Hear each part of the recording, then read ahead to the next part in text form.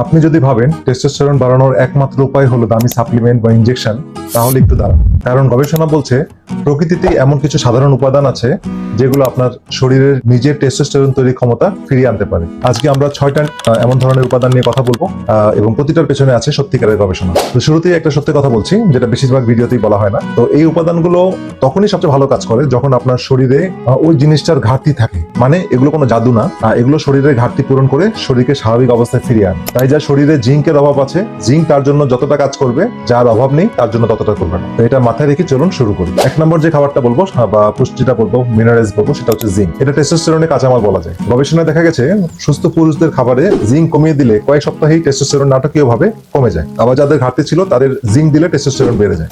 Zinc বেশি পাওয়া যায় ঝিনুক, লাল মাংস বা রেড মিট, কুমড়োর বীজ, ছোলা, এগুলোতে ভালো জিঙ্ক আছে। আর 2 নম্বর যে মিনারেলসটা বলবো সেটা হচ্ছে ম্যাগনেসিয়াম। তো এটা একটা গবেষণায় দেখা গেছে যে 4 সপ্তাহ ম্যাগনেসিয়াম নেওয়ার পর পুরুষদের ফ্রি এবং টোটাল 2 ধরনের টেস্টোস্টেরনই বেড়েছে। আর যারা রেগুলার ব্যায়াম করেছে তাদের ক্ষেত্রে এটা বেড়েছে আরো বেশি। ম্যাগনেসিয়াম কোথায় পাওয়া যায়? কাঠবাদাম, পালং শাক, ডার্ক চকলেট, কলা, এগুলোতে পর্যাপ্ত ম্যাগনেসিয়াম আছে। আর 3 নম্বর যে গুরুত্বপূর্ণ ভিটামিন বলবো সেটা হচ্ছে ভিটামিন ডি। তো মজার ব্যাপার হলো এটা আসলে ভিটামিন না, এটা মানে এটা যতটা না ভিটামিন তার চেয়ে বেশি হচ্ছে এটা হরমোন, এই ভিটামিন ডিটা। হ্যাঁ, ভিটামিন ডি নিয়ে অনেক গবেষণা আছে, কিন্তু যেটা বারবার দেখা গেছে তা হলো যে যাদের শরীরে ভিটামিন ডি এর ঘাটতি আছে তাদের টেস্টোস্টেরন প্রায় কম থাকে। আর আমাদের দেশে রোদে থাকা সত্ত্বেও অনেক মানুষের ভিটামিন ডি কম, কারণ আমরা রোদ এড়িয়ে চলি। তাই সপ্তাহে কয়েকদিন সকালে রোদ গায়ে লাগান, ডিমের কুসুম আর মাছ খান। আর ঘাটতি আছে কিনা সেটা জানতে সিম্পল রক্ত পরীক্ষা করে নিতে পারেন। 4 নম্বর যে আমরা হার্বাল সাপ্লিমেন্টটা বলবো সেটা হচ্ছে অশ্বগন্ধা। ঠিক আছে, তো এটা কিন্তু মানে আমাদের যে টেস্টোস্টেরন বাড়ানোর যে উপাদানগুলোর মধ্যে শক্তিশালী প্রমাণ সাপেক্ষ একটা বিষয়। হ্যাঁ, মানে প্রমাণ পাওয়া একটা বিষয় হচ্ছে যে গবেষণা প্রমাণিত বিষয় হচ্ছে যে অশ্বগন্ধা। তো একাধিক র্যান্ডমাইজড গবেষণায়, যেটা গবেষণার সবচেয়ে নির্ভরযোগ্য পদ্ধতি, সেখানে দেখা গেছে যে অশ্বগন্ধা পুরুষদের টেস্টোস্টেরন বাড়িয়েছে। তো কিভাবে এটা বাড়িয়েছে?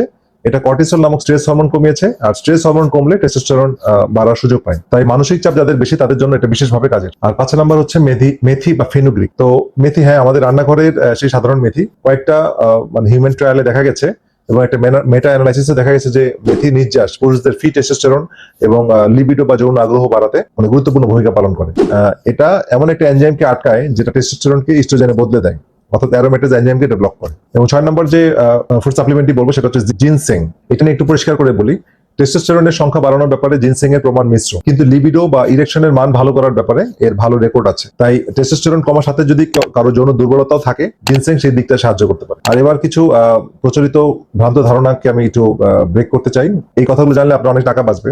সেটা হচ্ছে বাজারে অনেক সাপ্লিমেন্ট পাওয়া যায়, বিভিন্ন নামে পাওয়া যায়, ট্রিবুলাস নামে বা অন্য কোনো নামে পাওয়া যায়। টেস্টোস্টেরন বুস্টার হিসেবে অনেক বিক্রি হয়, কিন্তু ডজন মানব গবেষণা বিশ্লেষণ করে দেখা গেছে যে এই ধরনের সাপ্লিমেন্ট গুলো অনেক সময় সুস্থ পুরুষের টেস্টোস্টেরন বাড়ায় না। তবে যাদের টেস্টোস্টেরন ডাউন আছে এবং যাদের যৌন আগ্রহ কম আছে তাদের ক্ষেত্রে এটা অনেক সময় হেল্প করে। ঠিক আছে, তো সেক্ষেত্রে তারা নিতে পারেন। তাই এই বিষয়গুলো একটু মানে চিন্তা ভাবনা করে সাপ্লিমেন্ট গুলো কিনবেন, বা একজন যারা এই বিষয়ে এক্সপার্ট সেই ধরনের চিকিৎসকের সাথে পরামর্শ করে আপনারা সেটা নেবেন। আর সবশেষে একটা কথা মনে রাখবেন, যে 6টা উপাদানের চেয়েও বেশি জরুরি 3টে জিনিস।